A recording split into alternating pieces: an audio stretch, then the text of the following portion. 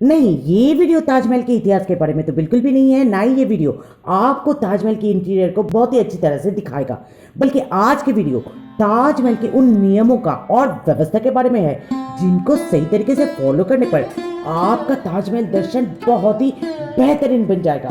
जैसे कि ताजमहल को कितने हिस्सों में पर्यटकों के दीदार के लिए खुला रखा गया है, कौन से टिकट प्राइसिंग में आपको कितना सामने से ताजमहल को देखने को मिलेगा, कहां से मिलेगा वो स्पेशल मोजे जिसको आप पहनकर ताजमहल को देख पाओगे, कौन सा मौसम सही रहेगा, कौन सा समय सही रहेगा ताजमहल के दीदार के लिए, टिकट क्या ऑनलाइन खरीदना पड़ेगा या ऑफलाइन टिकट का भी इंतजाम है, साधन कौन सा बेस्ट रहेगा ताजमहल तक पहुंचने के लिए, क्या वो साधन एकदम ताजमहल के गेट तक जाता है या बहुत ही पहले हम लोग को छोड़कर रफू चक्कर हो लेता है, और अंदर कितनी देर तक पर्यटकों को रहने दिया जाता है या समय समाप्त होने पर पर्यटकों को कॉलर पकड़कर ताजमहल के प्रीमिसेस के बाहर फेंक दिया जाता है, कैमरा मोबाइल वगैरह कैरी करना अलाउड है भी कि नहीं। और अंत में हमारा कुछ स्पेशल टिप्स तो रहेगा ही आप लोगों के लिए, क्योंकि हमारे चैनल का नाम टिप्स टू ट्रैवल जो ठहरा। तो चलिए वीडियो को शुरू करते हैं और पहली बात पहले कर लेते हैं। तो ये रास्ता जो आपको दिख रहा है ना, अंधेरे में ये रास्ता जो इतनी सुनसान नजर आ रही है ना, सारा दिन पर्यटक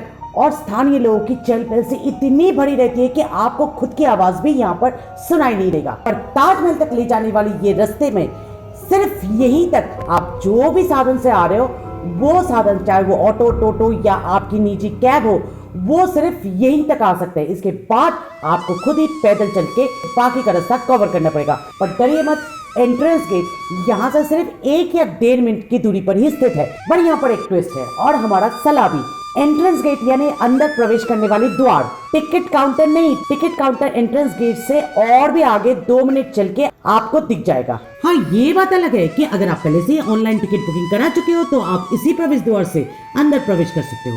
ऑनलाइन टिकट खरीदने के लिए आपको जाना पड़ेगा https:/asi.payumoney.com या इसी रास्ते पे बहुत सारे चलते चलते आपको बारकोड और स्कैनर दिख जाएगा, जिसे स्कैन करके आप अपने पेमेंट माध्यम से पेमेंट करके इस द्वार का सुविधा उपलब्ध कर सकते हो। पर अगर आपने ऐसा नहीं किया या किसी कारणवश जैसे हम लोगों का हुआ था कि हमारे सिम का नेटवर्क सही तरीके से काम नहीं कर रहा था, तो हमने ऑफलाइन टिकट खरीदा। पर जो भी हो, आपका टिकट खरीदने का तरीका, हमारा टिप नंबर 1 यही है कि बिना टिकट खरीदे गलती से भी आप एंट्रेंस गेट की लाइन पे खड़े मत हो जाइए, वरना इतनी बड़ी लाइन को पार करने के बाद जब आपको पता चलेगा कि आपके पास कोई टिकट है ही नहीं, तो खामखा आपका ये टाइम वेस्ट हो जाएगा। ऑफलाइन हो या ऑनलाइन, टिकट 2 प्रकार का है, एक 50 रुपए का है और एक 300 रुपए का है। 50 रुपए के टिकट से आपको सिर्फ नीचे से ही ताजमहल देखना नसीब होगा, जबकि 300 रुपए के टिकट से आप सिर्फ नीचे से ही नहीं बल्कि अंदर भी प्रवेश कर सकते हो ताजमहल की। इस बात को समझने के लिए हमारी खींचे गए इस वीडियो क्लिप को गौर से देखिए। ये सारे के सारे पर्यटक जो अभी आपको स्क्रीन पे दिखाई दे रहे हैं ना, ये 50 रुपए के टिकट खरीदकर अंदर प्रवेश किए हैं, तो इनकी सीमाएं यहीं पर आकर खत्म हो जाती है। यानी ताजमहल की पहली विभाग में, दूसरे विभाग में जाने के लिए आपको 300 रुपए के टिकट का मालिक बनना पड़ेगा। इस दूसरे विभाग में पहली सुविधा तो ये है कि यहाँ पर भीड़ बहुत ही कम है, तो आप पिक्चर, वीडियो, रील्स वगैरह सब खींच सकते हो। दूसरी सुविधा ये है कि यहाँ से आपको यमुना नदी दिखाई दे रही है, और तीसरी जो बहुत ही महत्वपूर्ण सुविधा है कि आप मकबरे के अंदर जा सकते हो, प्रवेश कर सकते हो। पर हाँ, कैमरा हो या मोबाइल हो या जो भी आपका रिकॉर्डिंग यंत्र हो, वो मेन मौज़ोलियम यानी मकबरे के अंदर अलाउड नहीं है। आप वहाँ पर भीतर जाकर कोई भी रिकॉर्डिंग नहीं कर सकते हो। और दूसरी बात यह है कि वहाँ पर एक स्पेशल मोजे है जिसे बिना पहनकर आप शाहजहां और मुमताज का मकबरा नहीं देख सकते। इसे आपको पहनना पड़ेगा और वो खरीदने के लिए कोई रॉकेट साइंस आपको नहीं करना पड़ेगा। ताजमहल के प्रीमिसेस के बाहर बहुत सारे हॉकर्स और स्टॉल्स आपको दिख जाएंगे जहाँ पर ये मोजे अवेलेबल है, आसानी से आप खरीद सकते हो। सिर्फ 10 रुपया इसका कीमत है, और इसे यूज के बाद ऑफकोर्स वहाँ पर डस्टबिन है, उसे फेंक दीजिए। अब बात कर लेते हैं कि कौन सा मौसम सही रहेगा ताजमहल को देखने के लिए। ज्यादातर पर्यटक सर्दियों का मौसम ही चुनते हैं ताजमहल देखने के लिए, पर वहाँ पर एक प्रॉब्लम आ सकती है। अगर कोहरा ज्यादा जम गया ना, तो ताजमहल पूरा धुंधला धुंधला हो जाता है और कुछ भी ठीक से दिखाई नहीं देता है। हालांकि हम लोग भी सर्दियों के मौसम में ही गए थे, और जो भी फुटेज अभी आपको दिखाई दे रहा है वो दिसंबर महीना का ही है। पर ये बाई चांस हमारी लक से हो गया है, क्योंकि अगले ही दिन जब हम लोग आगरा के किले पे गए थे, वहां से ताजमहल एकदम ही नजर नहीं आ रहा था, पूरा धुंधला धुंधला सा लग रहा था कोहरे की वजह से। स्थानियों का कुछ अलग ही कहना है इस मामले में। उन लोगों का कहना है कि बारिश के मौसम में आइए, ताजमहल देखिए, क्योंकि उस वक्त बारिश के पानी की वजह से पूरा पोल्यूशन क्लियर हो जाता है और एकदम साफ सुथरा ताजमहल नजर आता है। पर अगर सारा दिन भर बारिश ही होते रही तो हम लोग निकल के कैसे देखेंगे ताजमहल? और गर्मियों में तो बहुत ही गर्मी रहेगा, तो बेस्ट सीजन है ताजमहल देखने का वो है पतझड़ का मौसम यानी ऑटम। उस वक्त दुर्गा पूजा और दिवाली की छुट्टियां भी है, तो आइए ताजमहल देख कर जाइए। और समय बोले तो एकदम बिल्कुल सुबह सुबह चले जाइए, उस वक्त भीड़ भी कम रहेगा, पर्यटक ज्यादा नहीं रहता है, तो आप बहुत सारे पिक्चर्स वीडियोस वगैरह आसानी से ले सकते हो। और ऊपर से in spite of the fact कि आपके टिकट में ये लिखा है कि आप अंदर ताजमहल के प्रीमिसेस में सिर्फ 3 घंटा तक रुक सकते हो, सुबह सुबह जाने से ना बाहर जब आप निकल रहे हो तो आपका टिकट चेक उतना कोई ध्यान से करता नहीं है। नतीजा जैसे कि हम लोग ने तो 4 घंटा अंदर बिता दिए थे, फिर भी हमें कोई भी डांट नहीं पड़ी बाहर जाते वक्त। हाँ, यहाँ पर हमारी टिप नंबर 2 आप लोगों के लिए ये है कि वो जो टिकट है ना, जो प्रवेश करते वक्त आप टिकट चेकर को दिखा रहे हो, वो ध्यान से सावधानी के साथ रख दीजिए, क्योंकि बाहर निकलते वक्त फिर से आपको वो टिकट चेकर को दिखाकर ही बाहर निकलना पड़ेगा। तीसरा सलाह आप लोगों के लिए हमारा ये है कि हो सके तो अपने रहने का इंतजाम बिल्कुल ताजमहल के एंट्रेंस गेट के करीब ही कीजिए। हम ठहरे थे जॉयस हॉस्टल, जैसे कि इस वीडियो में हमने ऑलरेडी आप लोगों को बताया कि कितना करीब था ये ताजमहल की, कि हम आसानी से कभी भी आ जा सकते थे ताजमहल पे। और ऊपर से इस होटल के रूफटॉप से हमें मिला ताजमहल का एक बहुत ही अच्छा व्यू दिन भर के लिए, सारा दिन, इनफैक्ट रात को भी हम वहाँ पर बैठ के ताजमहल का दीदार कर सकते थे।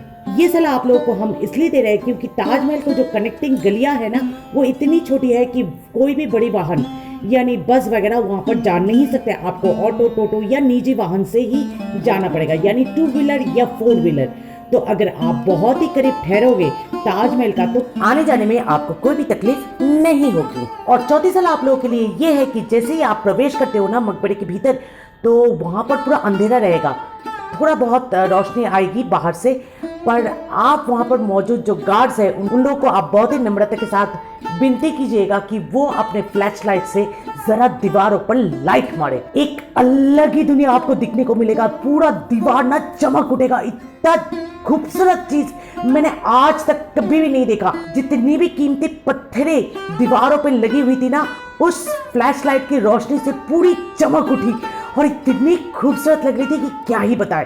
पर क्योंकि अंदर कैमरा, मोबाइल वगैरह कोई भी अलाउड नहीं है, इसलिए हम ये दृश्य जो अपने आंखों से हमने देखी ना रिकॉर्डिंग कर पाए, ना ही आप लोगों को हम दिखा पाएंगे। पर आप हमारी ये सलाह जरूर फॉलो कीजिएगा और शाहजहां के समय की कारीगरी का उपलब्धि अपने आंखों से कीजिएगा, उसे मिस ना करे। और 5वां सलाह ये है कि दिल खट्टा ना करे, गुस्सा ना करे। हमें तो बहुत ही गुस्सा आया था जब हमने देखा कि ताजमहल की दीवारों पर जो नायाब और कीमती पत्थर है, जो ऐसे अनोखी पत्थर है जो आज की तारीख पर आपको कहीं से भी हासिल नहीं होगी, ऐसी पत्थरें अंग्रेजों ने उस वक्त खरोच कर दीवारों से ले गए थे चोरी करके अपने मुल्क, और उस पैसों से अपने आप को राजा कहलाया था पूरे दुनिया भर के। पर क्या ही कर सकते हैं। और ऊपर से ये जो एटमॉस्फेरिक इरोशन जिसकी वजह से दीवारें धीरे धीरे नष्ट होते जा रहे हैं, खराब होते जा रहे हैं, ये देखकर तो दिल और भी बैठ गया था। हाँ, ये बात सही है कि अंग्रेजों का ये जो व्यभिचार, अत्याचार है, उसके बारे में हाँ फिलहाल तो हम लोग कुछ भी नहीं कर सकते हैं। जो हो गया वो तो मानना ही पड़ेगा। पर हाँ, ये एटमॉस्फेरिक इरोशन को हम आज की तारीख में जरूर रोक सकते हैं। पेड़ पौधे ना काट कर, जंगल को तबाह ना कर, प्लास्टिक की वस्तुएं कम से कम इस्तेमाल करके और घर में मौजूद चीजों को जितनी हो सके रीयूज करके।